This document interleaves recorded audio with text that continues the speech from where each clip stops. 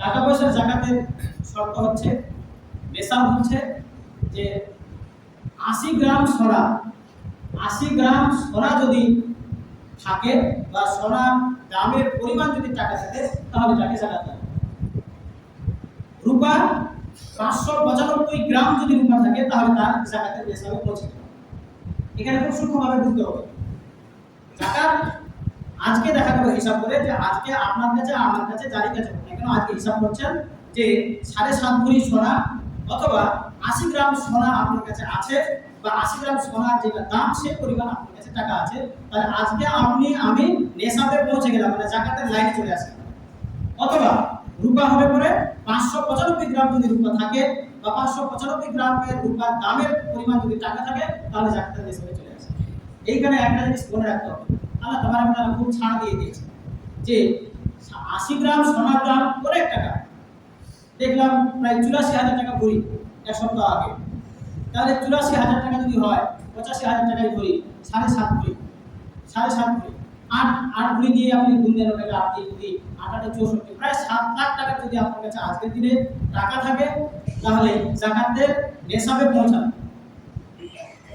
এবার রূপা তো 1000 টাকা হয়তো ভরি হবে, 500 ভরি 595 গ্রাম, তার মানে 600 গ্রাম যদি আমরা সোনা রূপায় ধরি তাহলে কত হবে? 60,000।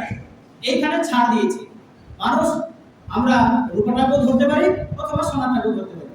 তবে আলাদা বলেছেন বা সোনা দিয়েছেন যে যদি রূপা অল্প টাকায় জাকাত খরচ হয়ে যাবে, 60,000 70,000 টাকা জাকাত খরচ হয়ে যাচ্ছে, এইটা ধরে যদি আমরা জাকাত দিই তাহলে এই বসায় মানুষের বেশি উপকৃত হবে। কিন্তু বাধ্যবাধকতায় আপনার যার জাকাত খরচ হবে তার অধীনে তার ইচ্ছা থাকছে যে উনি রূপার হিসাবটা ধরে জাকাত দিতে পারেন অথবা আপনি সোনার হিসাবটা ধরে জাকাত দিতে পারেন। দুটোর মধ্যে যে কোনো একটা ধরলে আল্লাহ তাআলা ছাড় দিয়েছেন। করুন।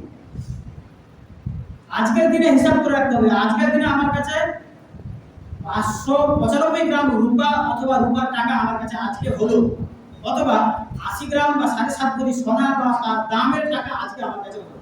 এইটা আগামী 1 বছর দেখতে হবে যে আগামী 1 বছর পরে আজকে হচ্ছে 28 রমজান, আগামী বছর 28 রমজানে আপনাকে হিসাব করতে হবে যে গত 28 রমজানে আমার কাছে টাকা ছিল এতগুলো, হিসাবে পৌঁছে গিয়েছিল, আর আজকের দিনে আছে কিনা, যদি থাকে কতগুলি টাকা থাকে তাহলে কিন্তু জাকাত এইবারে খরচ হবে।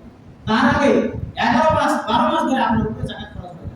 এই টাকাটা 12 মাস যদি আপনার কাছে থাকে, একই পরিমাণ থাকতে পারে কমতে পারে, কিন্তু ওই 28 রমজান আগামী বছর দেখতে হবে যে সেই দিন আপনার কাছে আছে কিনা। সেই দিন যদি 80 ভরি সোনা 80 গ্রাম সোনার দামের মূল্য আপনার কাছে যদি থাকে তাহলে জাকাত খরচ হবে।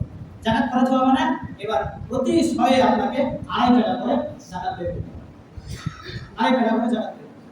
এইখানে একটা জিনিস মনে রাখা খুব জরুরি, সেটা হচ্ছে যে হয়তো 8.5 ভরি সোনা নেই, 5 ভরি সোনা আছে, 2 ভরি রূপা আছে, বাকিগুলো টাকা আছে।